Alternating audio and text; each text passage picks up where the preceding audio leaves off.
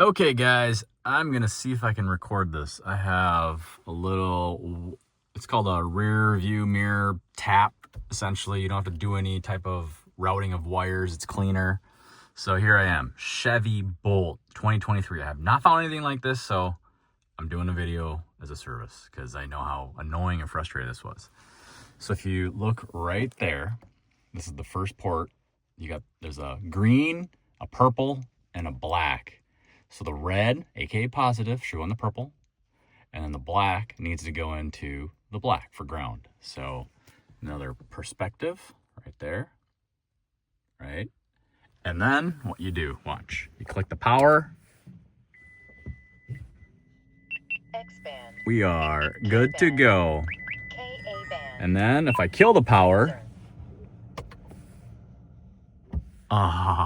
victory. So the biggest challenge is going to be this, the cowl.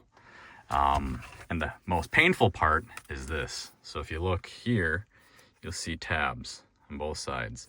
The nice thing about this, you just use your finger, go around and just pry it off. It's super fast, super simple. So hopefully that makes sense. But the most difficult part of this whole operation is this little piece right here.